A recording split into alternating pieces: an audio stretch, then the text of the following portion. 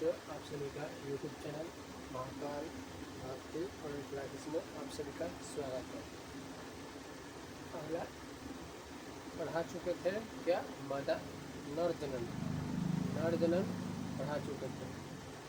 नर जनन क्या है? जनन कोशिका को उत्पादित करने वाले अंग एवं जनन कोशिकाओं को निषेचन के स्थान तक पहुंचाने वाले अंग को क्या करते हैं? संयुक्त रूप से नर जनन कहा जाता है। आगे चलते हैं। क्वेश्चन है, नर जनन में वृषण की संख्या कितनी होती है? वृषण की संख्या 2 होती है। वृषण की संख्या कितनी होती है? 2। इसकी संख्या कितनी थे? 2। ये कहाँ होता है? शरीर के बाहर होते हैं। इसका मुख्य कारण क्या है? शुक्राणु तथा टेस्टोस्टेरोन का क्या करता है? निर्माण करता है। इसका निर्माण करता है, टेस्टोस्टेरोन का निर्माण करता है। शुक्रवाहिका का क्या है? शुक्रवाहिका कैसा रहता है? तो पतला नस होता है। शुक्रवाहिका कैसा होता है? तो पतला नस होता है और इसके माध्यम से क्या आता है? शुक्राणु शीशन तक पहुँचते हैं। और क्या पढ़ेंगे आप? मादा जनन। चलिए आगे पढ़ते हैं। मादा जनन।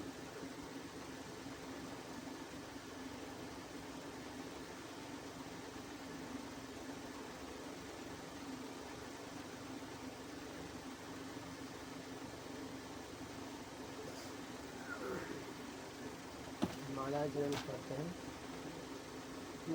मादा जनन रिप्रोडक्शन क्लास 10 चैप्टर नंबर 6 मादा जनन के बारे में पढ़ने जाते हैं। मादा जनन, मानव के मादा जनन तंत्र में अंडाशय और मानव के जनन तंत्र में क्या क्या रहते हैं? मानव के मादा जनन तंत्र में अंडाशय, अंडवाहिनी,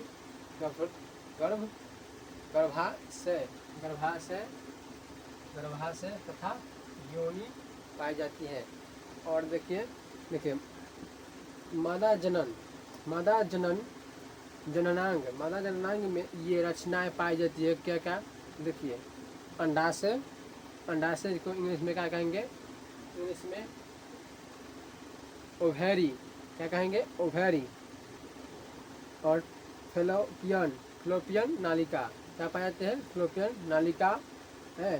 फ्लोपियन ट्यूब गर्भाशय, अंट्रेस, योनि वजाइना। क्या कहते हैं? योनि वजाइना नर युग्म, वजाइना तथा भंग का बल्ब भंग बोलो या बल्बा क्या कहेंगे? बल्बा। देखिए, मादा में वैसे अंग जो जनन क्रिया में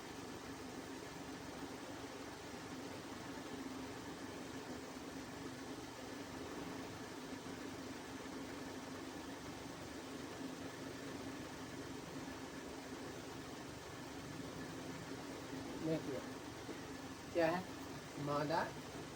मानव का मादा जनन तंत्र। क्या? मानव का मादा जनन तंत्र।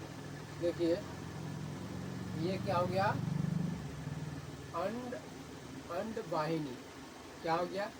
अंडवाहिनी। क्या हो गया? अंडवाहिनी का शीर्ष। ये क्या हो गया? अंडवाहिनी का शीर्ष है। शीर्ष ये हो गया फ्लोपियन क्या है? फ्लोपियन नालिका। और इसको क्या कहेंगे? अंडवाहिनी। क्या कहेंगे? अंडवाहिनी। और ये हो गया अंडाशय। क्या हो गया? अंडाशय। और ये हो गया इसमें बच्चा रहता है, इसको क्या कहेंगे? गर्भाशय। क्या कहेंगे? गर्भाशय। ये हो गया वजाइना। वजैना, योनि, वजैना।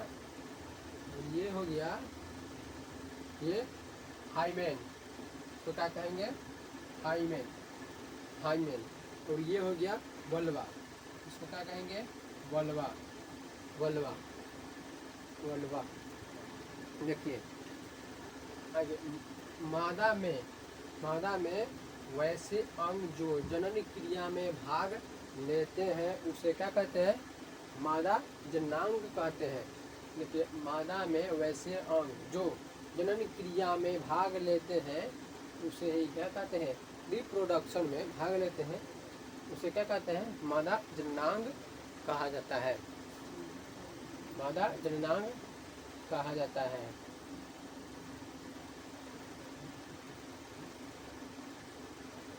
अंडाशय, ये अंडाशय के बारे में पढ़ेंगे।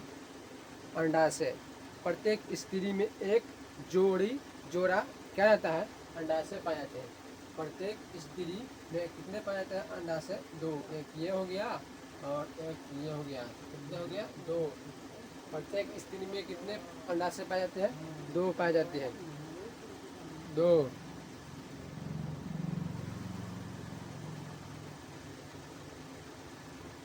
अंडाशय उदर गुहा के निचले भाग में स्थित होते हैं। अंडाशय उदर गुहा के यानी पेट के क्या है? नीचे, अंडाशय के निचले भाग में स्थित होते हैं अंडाशय।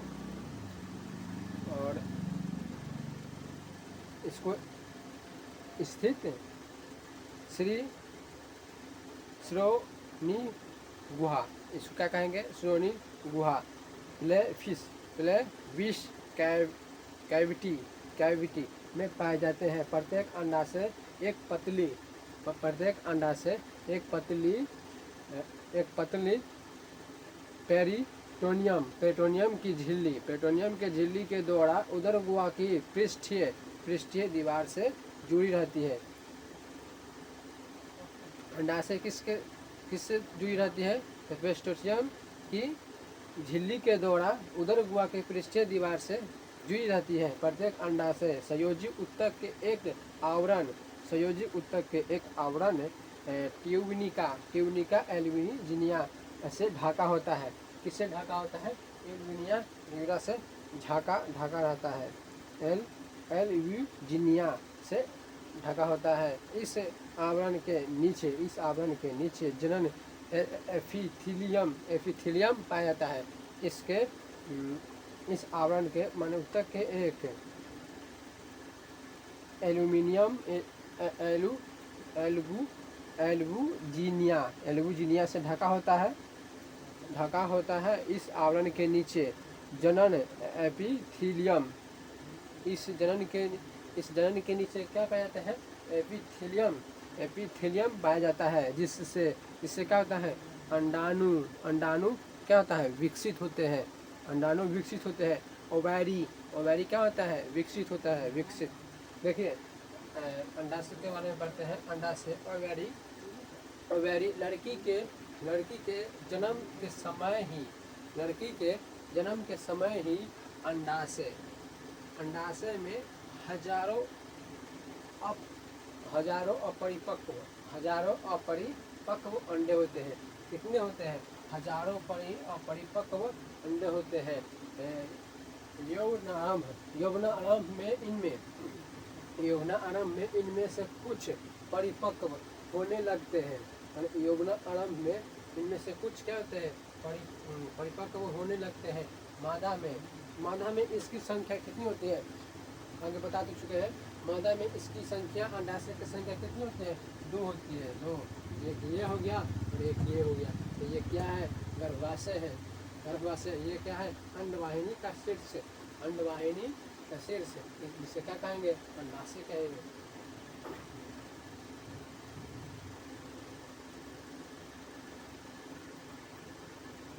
पहले अंडाशय लड़के के जन्म से ही क्या होते हैं? अंडाशय में हजारों परिपक्व अंडे होते हैं। यौवनारंभ में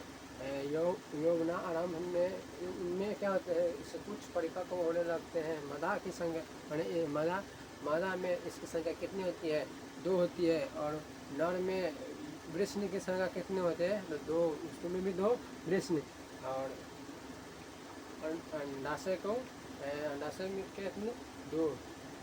देखिए अब क्या पढ़ेंगे, अंडवाहिनी या क्या पढ़ेंगे, फ्लोपियन। देखिए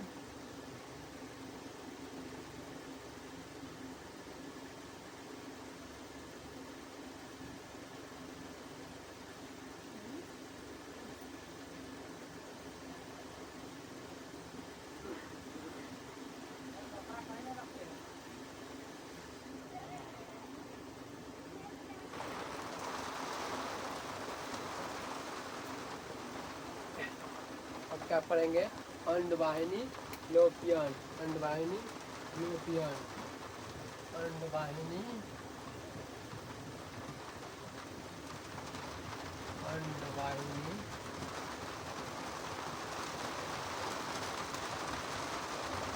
अंडवाहिनी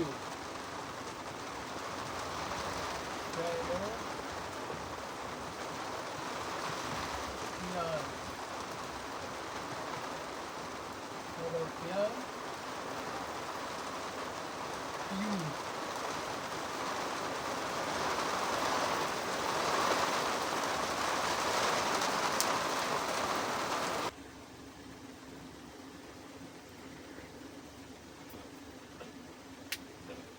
क्या है, अंडवाहिनी फैलोपियन ट्यूब, अंडवाहिनी और फैलोपियन ट्यूब के बारे में पढ़ेंगे। देखिए अंडवाहिनी और फैलोपियन ट्यूब, ये अंडवाहिनी, ये फैलोपियन ट्यूब, ये एक क्या होती है, ये एक जोड़ी चौड़ी नालिकाएं है। ये क्या है, ये एक जोड़ी चौड़ी नालिकाएं है। देखिए ये एक जोड़ी चौड़ी नालिकाएं है, नालिकाएं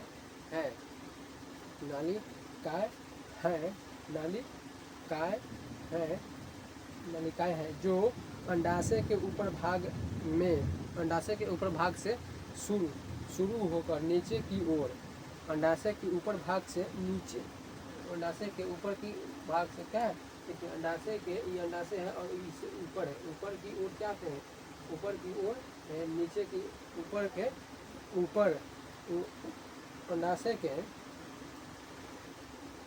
अंडाशय के ऊपर ऊपरी भाग से क्या कहते हैं, शुरू होकर, अंडाशय के ऊपरी भाग से शुरू होकर नीचे की ओर, देखिए अंडाशय के ऊपरी भाग है और ऊपरी भाग को से नीचे की ओर जाती है, यही नीचे की ओर जाती है। देखिए नीचे की ओर जाती है और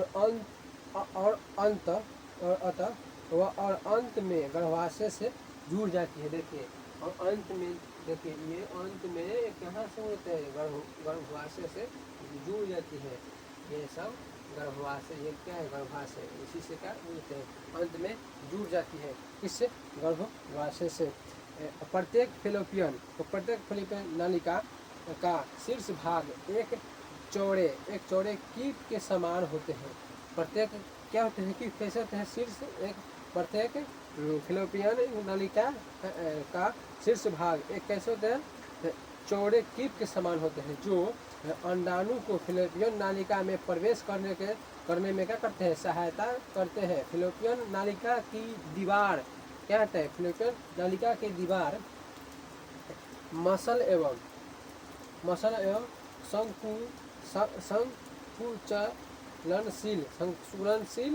संकुचलनशील होती है। इसकी भीतरी सतह पर सीलिए, इसकी भीतरी सतह पर क्या कहते हैं, सीलिया होते हैं, इसके भीतरी क्या कहते हैं, सीलिया होते हैं, सीलिया लगी होती है, जो अंडाणु के फैलोपियन नालिका में नीचे की ओर बढ़ने में क्या करते हैं, सहायता देती है। इस नालिका के द्वारा अंडाणु गर्भाशय एंट्रोएक्स में पहुँचते हैं। कहाँ पहुँचते हैं, गर्भाशय में पहुँचते हैं। देखिए अंडवाहिनी फैलोपियन ट्यूब यह कैसे होते हैं? यह लंबी नाली के समान रचना होती है जो अंडाशय के गर्भाशय से क्या करते हैं? जोड़ती है। जो निषेचन की क्रिया अंडवाहिनी में ही होती है। निषेचन की क्रिया कहाँ होती है? तो अंडवाहिनी में ही होती है। आगे देखिए, गर्भाशय। क्या? गर्भाशय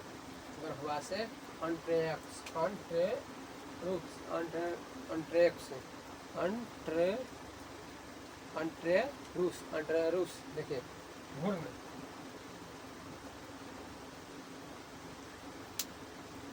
भ्रूण का विकास।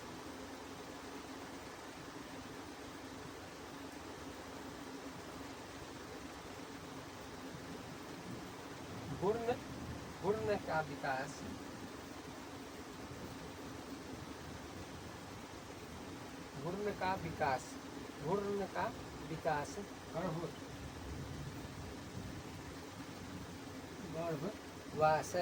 गर्भाशय में होता है। भ्रूण का विकास कहाँ होता है? तो गर्भाशय में होता है। भ्रूण का विकास कहाँ होता है? गर्भाशय में होता है।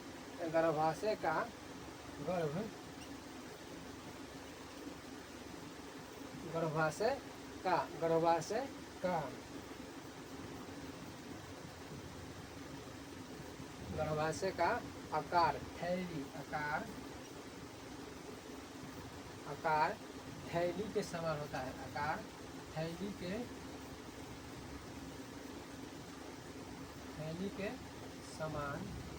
थैली के समान होता है।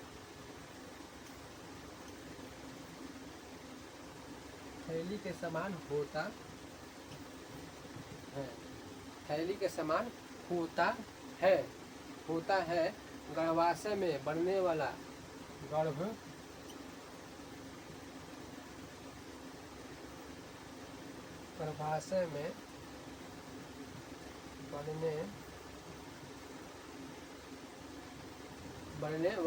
गर्भाशय में बनने वाला भ्रूण का सबसे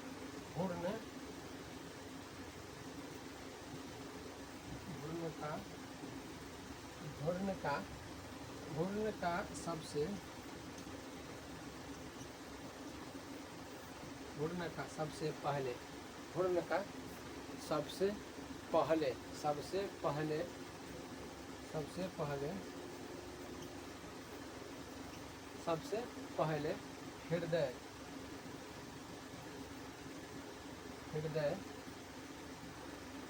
हृदय बनता है। क्या बनता है?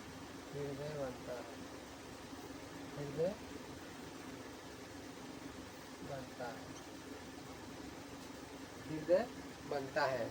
क्या बनता है? हृदय बनता है। गर्भाशय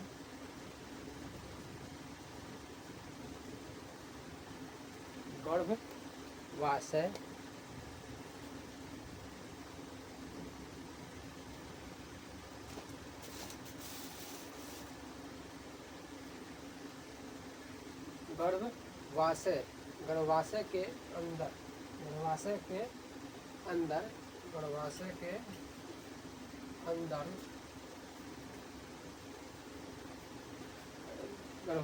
के अंदर भ्रूण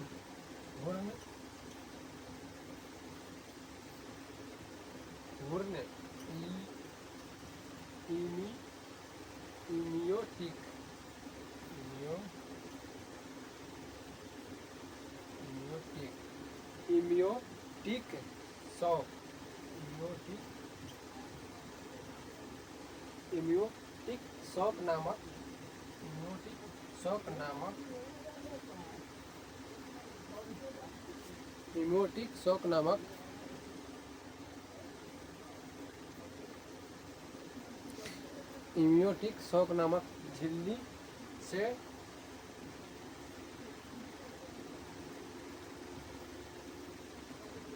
से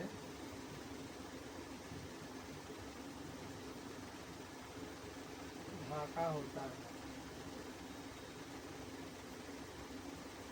ढाका होता है, ढाका होता है, ढाका ढाका होता है। देखिए गर्भाशय, गर्भाशय के बारे में पढ़ेंगे। किसके बारे में? गर्भाशय के ऑन्ट्रेक्स, ऑन्ट्रेक्स के बारे में। देखिए ऑन्ट्रेक्स, यह एक मोटी दीवार वाली, यह एक मोटी दीवार वाली पेशीय थैली के समान रचना होती है। देखिए ये मोटी भी है और कैसी है? पेशीय थैली जैसी है रचना होती है।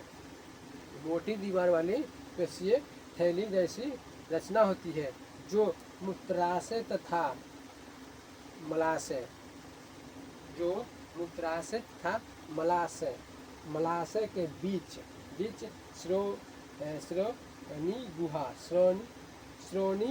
श्रोणी गुहा में स्थित होती है। ये कहाँ होती है? कहाँ स्थित होती है? तो श्रोणी गुहा में स्थित होती है। यह लगभग कैसे होते हैं? तीन कोणी रचना होती है। यह लगभग कैसे होती है? तीन कोणी रचना होती है। कैसे होती है? तीन कोणी रचना होती है। गर्भाशय की कैसी रचना होती है? तीन कोणी रचना होती है। तीन कोणी रचना होती है, जिसका ऊपरी भाग ज़्यादा चौड़ा होती है। देखिए इसका ऊपरी भाग कैसा है? चौड़ा है। इसका ऊपरी भाग कैसा है? चौड़ा है। चौड़ा होता है। इसके ऊपरी भाग के दाएं और बाएं कोने से उस ओर की फैलोपियन नालिका जुड़ी होती है। देखिए इसको किसके भाग से? दाएं और बाएं। दाएं, इसको देखिए ये भी है दाएं और बाएं। दाएं और बाएं से क्या जुड़ी रहती है? फैलोपियन नालिका जुड़ी होती है। गर्भाशय की गुहा में ही भ्रूण, गर्भाशय के गुहा में ही क्या होते हैं? भ्रूण,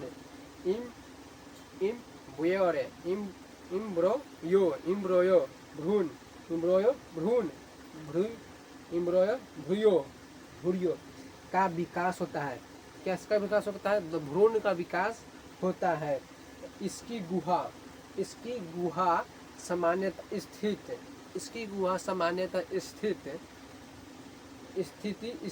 में 7 से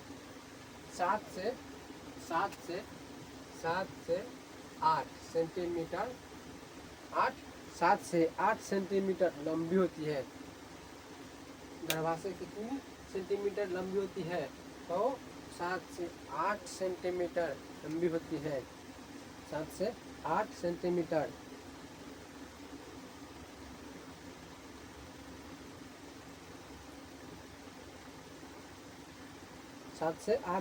लंबी होती है। परंतु भ्रूण के विकास के समय यह बढ़ जाती है। परंतु किसके विकास के? भ्रूण के विकास के समय क्या होता है? बढ़ जाती है। और गर्भ के 8वें महीने में लगभग 18 से 20 गर्भ के 8वें महीने में 18 से 20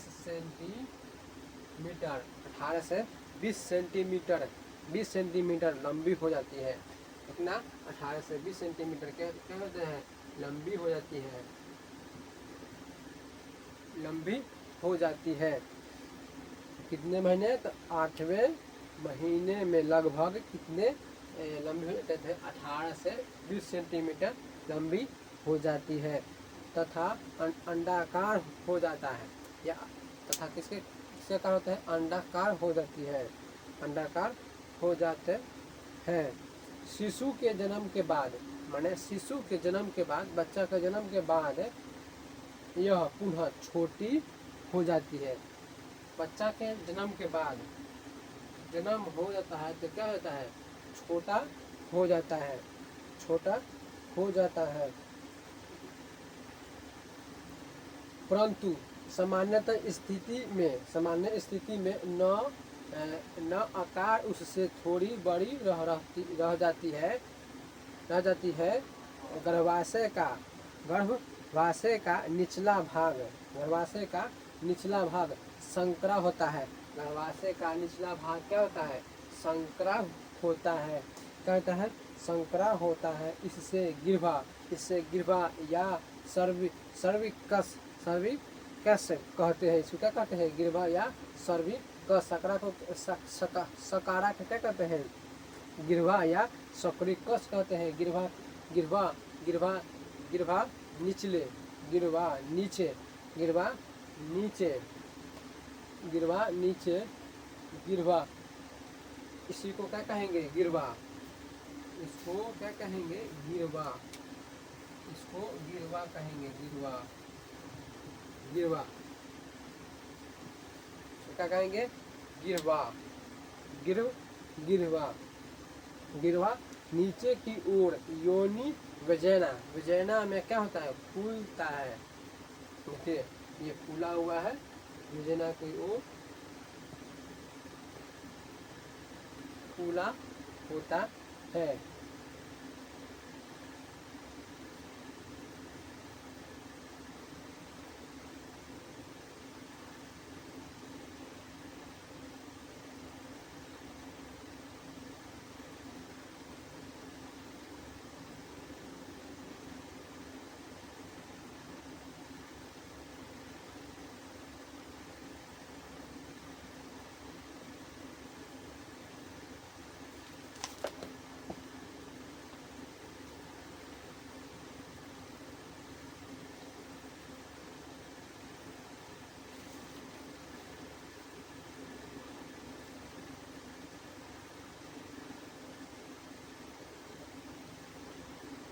इसी को खुलता है, योनि वजैना में खुलता है। योनि यह देखिए, योनि देखिए,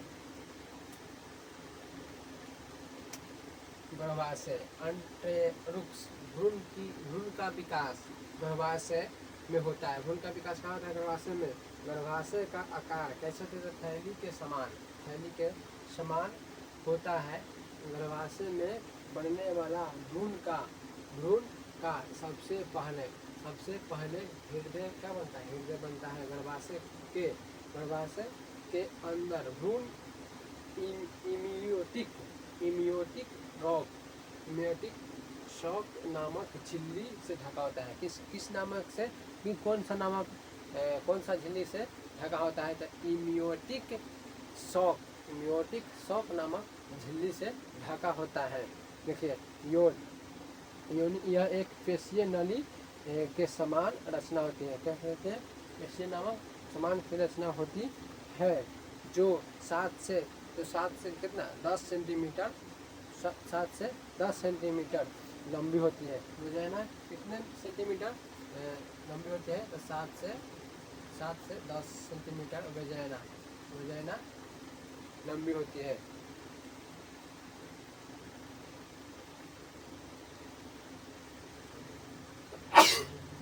इसकी दीवार पेशी था तंतुमय संयोजी ऊतक की बनी होती है। यह तथा यह फैलने योग्य होती है। यह बाहर की ओर क्या होते हैं? एक छिद्रभंग बल्बा इसको कहते हैं। छिद्रभंग बल्बा के द्वार खुलती है। बल्बा एक पतली झिल्ली से ढके होते हैं। बल्बा किस झिल्ली से? पतली झिल्ली से ढकी होती है, जो हाइमेन कहलाती है। बल्बा को क्या कहते हैं? हाइमेन कहते हैं। इसको क्या कहते हैं? बल्बा को, इसी को क्या कहते हैं? हाइमेन। इसी को क्या कहते हैं? हाइमेन कहा जाता है। हाइमेन इसमें एक बहुत ही छोटा छिद्र, इसमें एक क्या होता है? बहुत ही छोटा छिद्र होता है।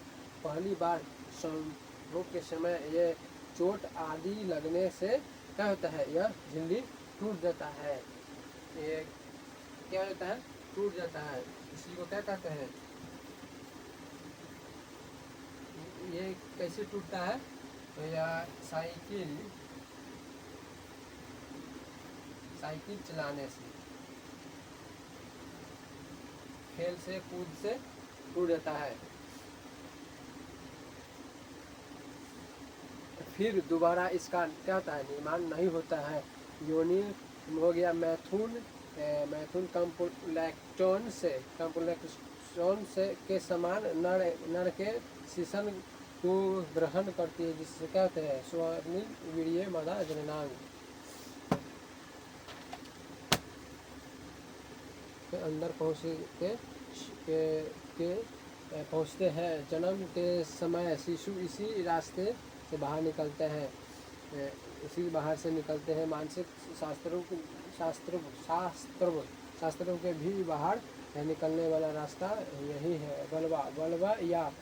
बलवा या भंग क्या है, तो देखिए यह बलवा या भंग यह योनि के ठीक बाहर में के रूप में स्थित होते हैं। निषेचन समूह ये जब नर का वीर्य मादा की योनि में समाहित होती है, तो तब यह वीर्य स्थित क्रियाशील शुक्राणु नर युग्म पूछ शुक्राणु कैसे होता है, ये पूछ, इसके पूछ होते हैं।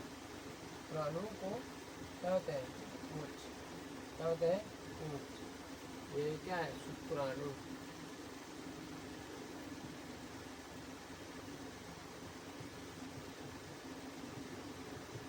क्या है, शुक्राणु। शुक्राणु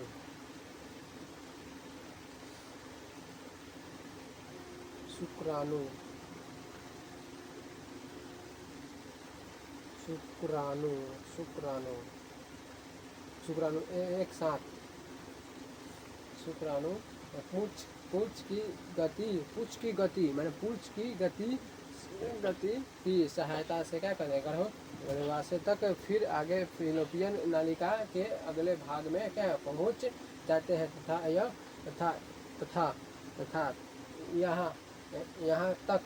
यहाँ तक कई शुक्राणु एक साथ पहुँचते हैं, परंतु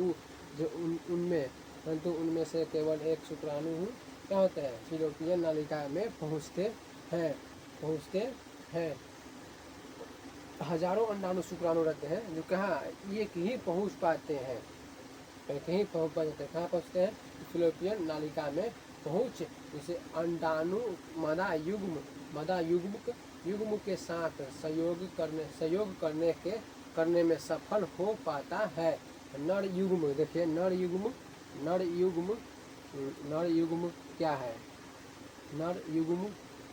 क्या है, तो देखिए नर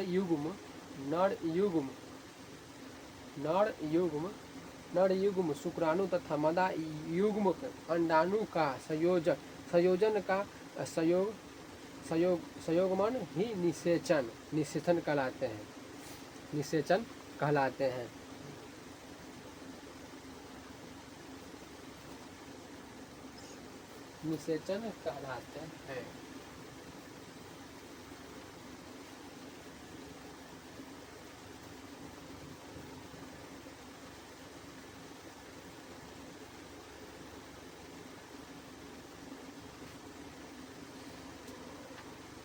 देखिए नर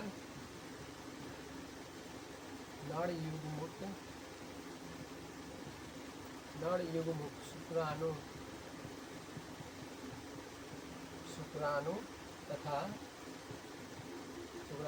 मादा युग्मुक्त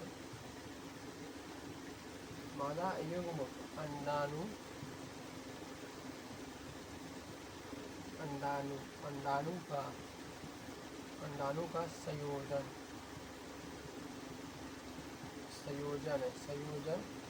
या संयुग्मन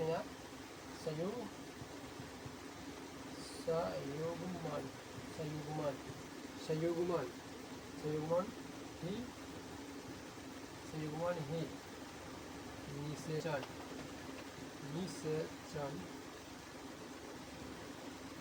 निषेचन वो क्या कहेंगे, निषेचन को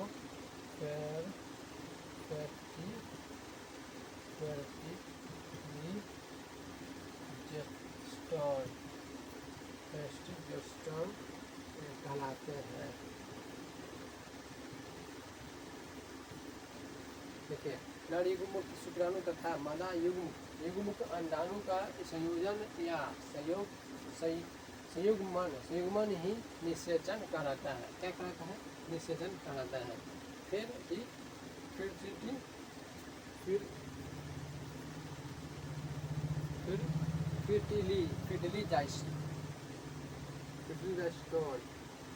देखिए, बचे हुए शुक्राणु नष्ट हो जाते हैं, मतलब जितने होते हैं लेकिन ही जाते हैं, और बचे हुए शुक्राणु क्या होता है? खत्म हो जाता है, मर जाते हैं, नष्ट हो जाते हैं। अधिकांश शुक्राणु फेलोपियन नालिका में ऊपर की ओर गति करते समय ही नष्ट हो जाते हैं। फेलोपियन नालिका में शुक्राणुओं की गति की दर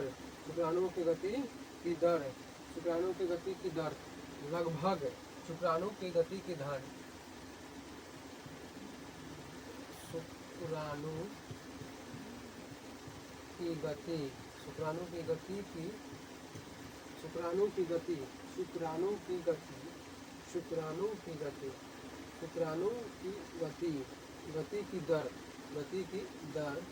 गति की दर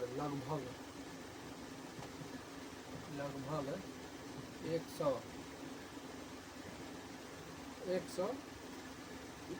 माइक्रोन प्रति मिनट होता है।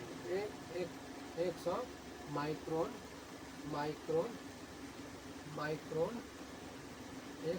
100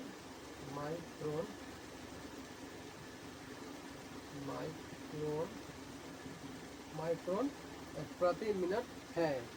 शुक्राणु की गति की लगभग कितनी माइक्रोन होता है? 100 प्रति माइक्रोन मिनट है। सामान्यतः शुक्राणु फेलोपियन नालिका में करीब 12 घंटे तक जीवित रहते हैं। देखिए, फेलोपियन है, फेलोपियन में ही शुक्राणु कितने घंटे फेलोपियन में ही शुक्राणु फेलोपियन नालिका में करीब 12 घंटे जीवित रहते हैं। 12 घंटे जीवित रहते हैं। इसी अवधि के दौरान ये अंडाणु से सहयोग कर सकते हैं। क्या करते हैं? अंडाणु में क्या करते हैं? सहयोग करते हैं। देखिए, स्त्री में लैंगिक चक्र तथा अंडाणु के निषेचन न होने के बाद स्त्रियों में वैनारंभ प्यूबर्टी समय 10 से 12 वर्ष की आयु में होता है। अर्थात इस उम्र में नर क्षमता प्रारंभ हो जाती है, ताकि अतिरिक्त निम्नांगों में कुछ चक्रीय होते हैं, जिसे क्या कहते हैं? मासिक धर्म या राजो धर्म या मानसिक सतत कहते हैं। यह चक्र 28 दिनों तक चलते हैं। यह चक्र कितने दिनों तक चलते हैं? 28 दिनों तक चलती है। कितने दिनों तक? 28 दिनों तक चलते। सामान्यतः स्थिति में प्रत्येक 28 दिन इसकी सामान्यतः इसकी प्रत्येक 28 दिन में क्या होता है? 28 दिन पर इसकी पुनरावृत्ति हो जाती है। क्या कहते हैं? पुनरावृत्ति होती है।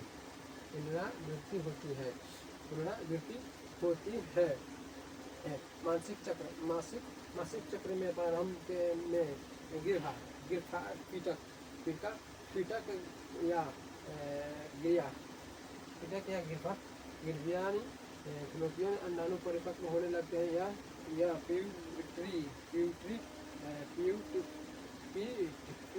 प्यूटरी ग्रंथि द्वारा सार्वजनिक हार्मोन को क्या करते हैं? प्रभाव में प्रारंभ होता है। ग्राफियन फॉलिकल के परिपक्व होते ही अंडाशय से कहते हार्मोन एस्ट्रोजन निकलता है। क्या निकलता है? एस्ट्रोजन निकलता है, जो गर्भाशय की दीवार में कुछ आवश्यक परिवर्तन होता है। गर्भाशय की दीवार में सबसे भीतर सतह से क्या होता है?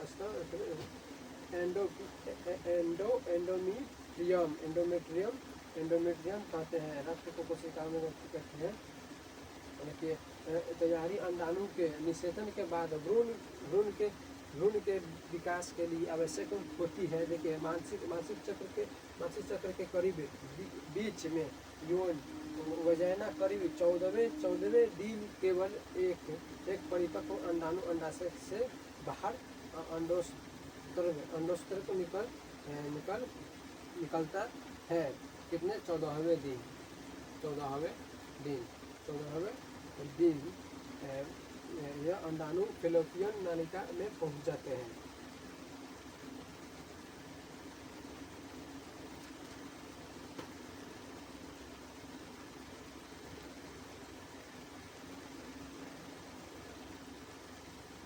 अंडोस्त्र के बाद फ्लोरिकल का बचा भाग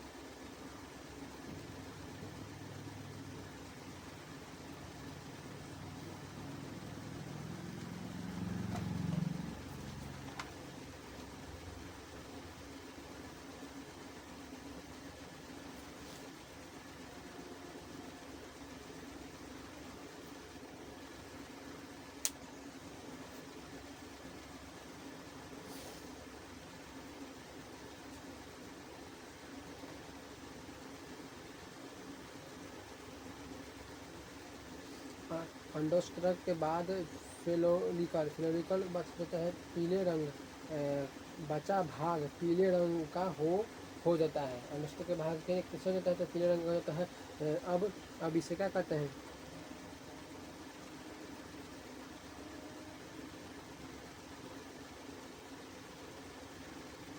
इसमें दिन रक्त मुकुल गर्भाशय के दीवार से हुई टूटी कोशिकाएं तथा अंडाणु योनि से सतर्क से बाहर आते हैं।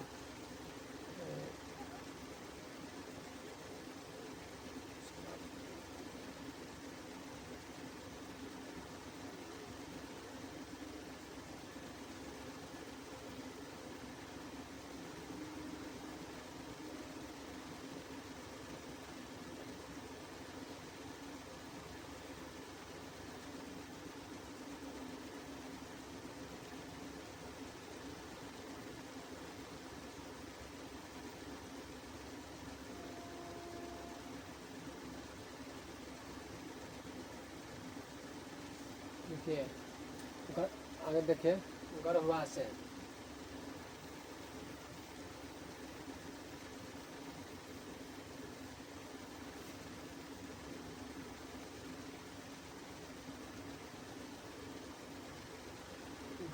का या भ्रूण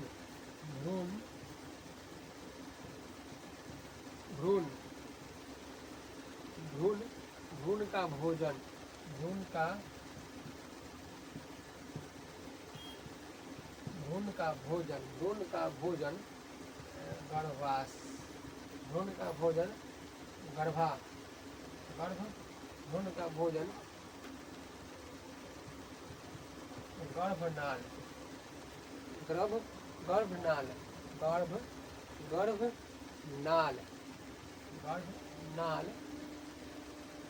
गर्भनाल प्लेसेंटा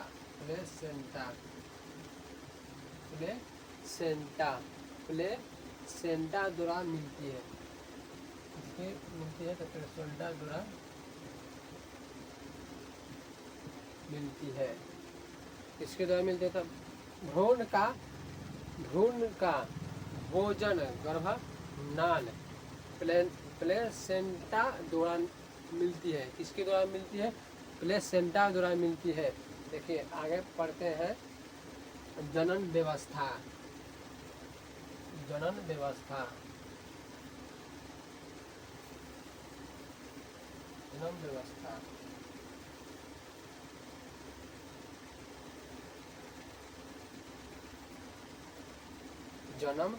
व्यवस्था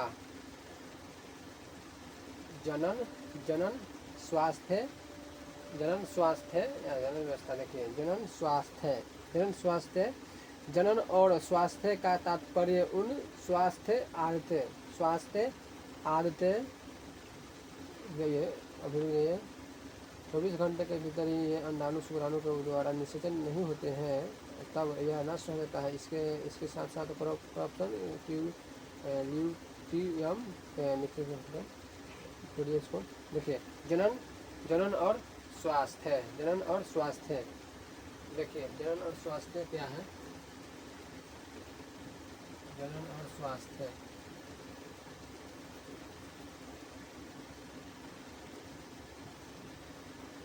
जनन स्वास्थ्य जनन स्वास्थ्य जनन स्वास्थ्य जनन स्वास्थ्य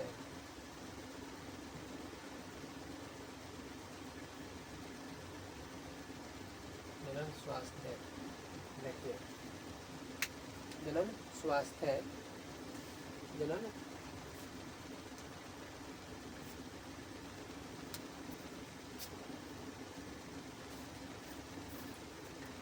जनन स्वास्थ्य असुरक्षित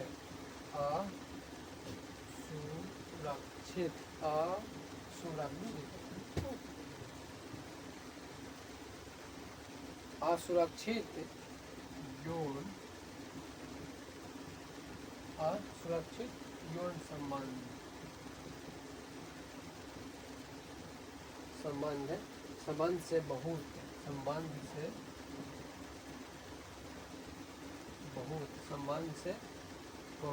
संबंध से बहुत सारी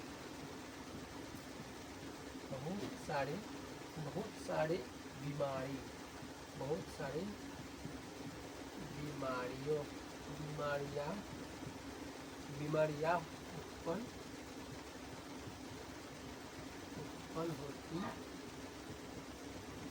उत्पन्न होती है अतः हमें जनन स्वास्थ्य और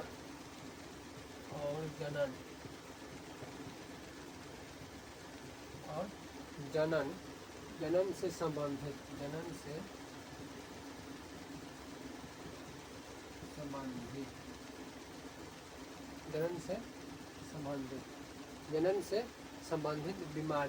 के बारे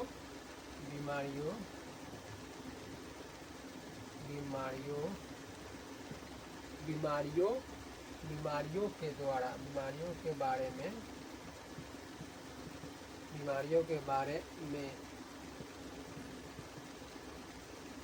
अवश्य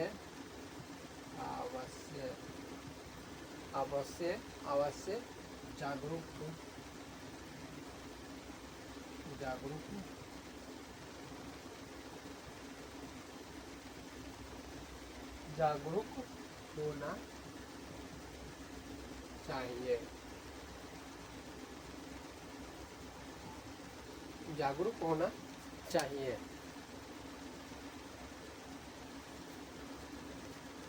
देखिए जनन क्या है।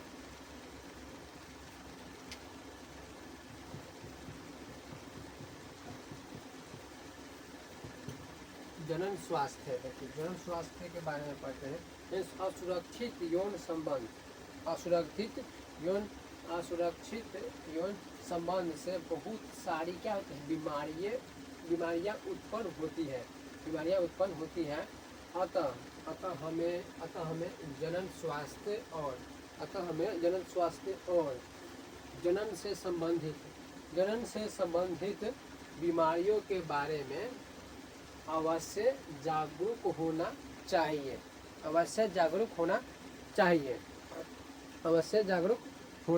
चाहिए। देखिए जनन और स्वास्थ्य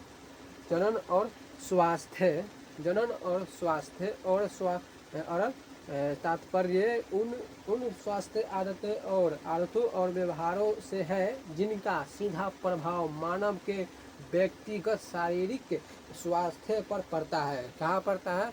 उस व्यक्ति के शारीरिक स्वास्थ्य पर पड़ता है। अस्वास्थ्यकर आदतों के कारण कई तरह की बीमारियां हो सकती है। बहुत तरह की बीमारियां हो सकती है, कई तरह की बीमारियां हो सकती है जो केवल विपरीत विपरीत विपरीत लिंग वाले साथी को ही नहीं बल्कि उत्पन्न संतानों को भी संक्रमित कर देती है। क्या कर देती है? इन्फेक्ट कर देती है, संक्रमित कर देती है। इससे इनसे सुरक्षित रहने के लिए देखिए, जनन स्वास्थ्य से सुरक्षित रहने के लिए क्या कहते हैं? इनसे सुरक्षित रहने के लिए जननांगों उन स्वास्थ्य तथा उनसे संबंधित स्वास्थ्य आदतों और व्यवहार की सही जानकारी सभी मानव को होना चाहिए।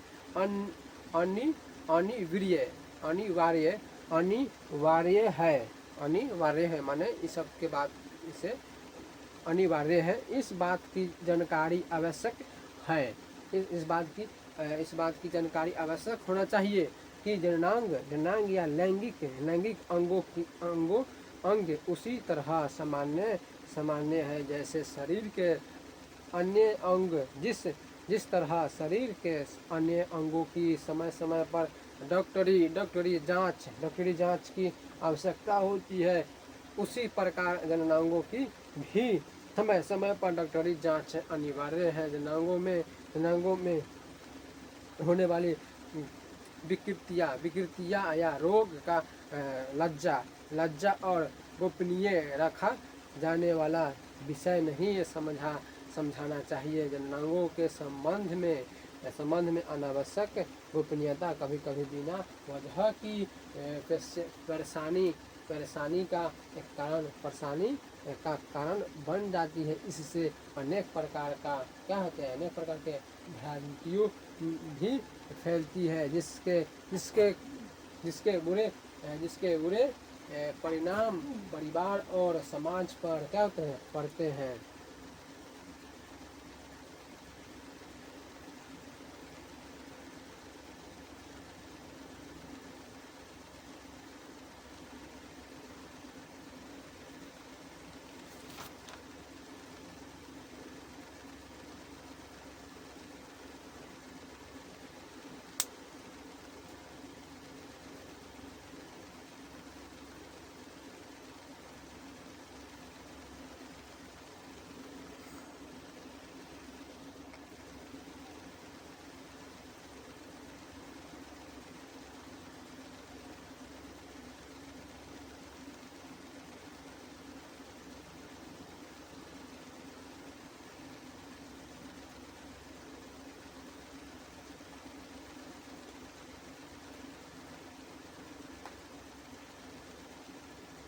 देखिए, जनन स्वास्थ्य है असुरक्षित एवं सामान्य बहुत सारी बीमारियों से उत्पन्न हो था।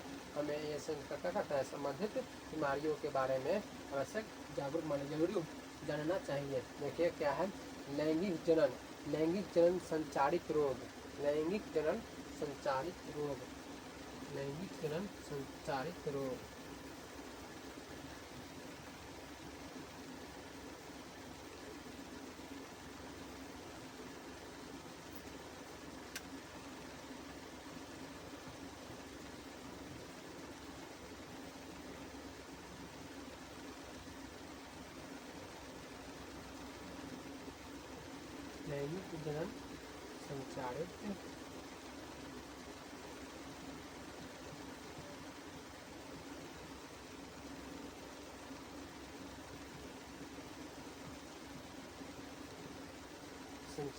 देखिए यौन यौन संबंध, यौन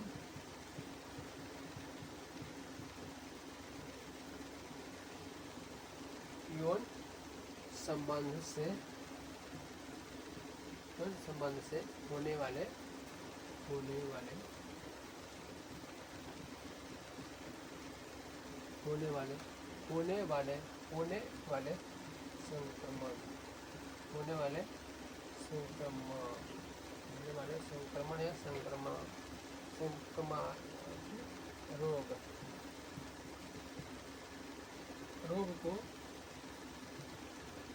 रोग को लैंगिक जनन,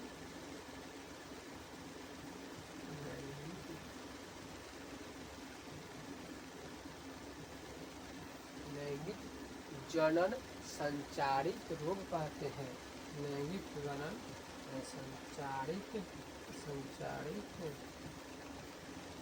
रोग कहते हैं। क्या कहते हैं? लैंगिक, क्या लैंगिक जनन, लैंगिक जनन संचारित रोग क्या है? यौन संबंध से होने वाले संक्रमण या संक्रामक रोग को लैंगिक जनन संचारित रोग कहते हैं। देखिए बैक्टीरिया जनित रोग, देखिए बैक्टीरिया जनित रोग में क्या होता है? बैक्टीरिया जनित रोग में बैक्टीरिया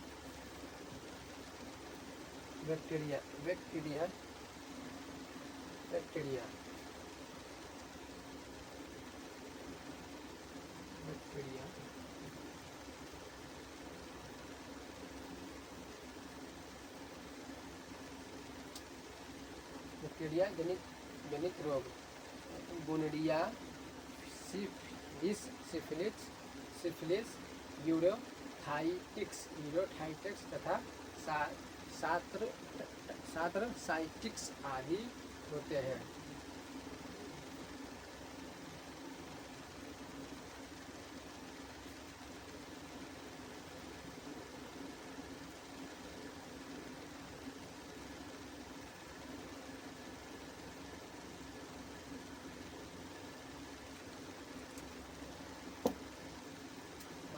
इतना ही रहने देते हैं। यूट्यूब आप सभी से यही अनुरोध करता हूँ कि यूट्यूब चैनल महाकाल भक्ति ऑनलाइन क्लासेस को सब्सक्राइब कर लेना है, ताकि आपके पास वीडियो का नोटिफिकेशन जाता रहे। आप सभी से यही अनुरोध करता हूँ, सपोर्ट करिएगा, यही अनुरोध है। चलिए, थैंक यू।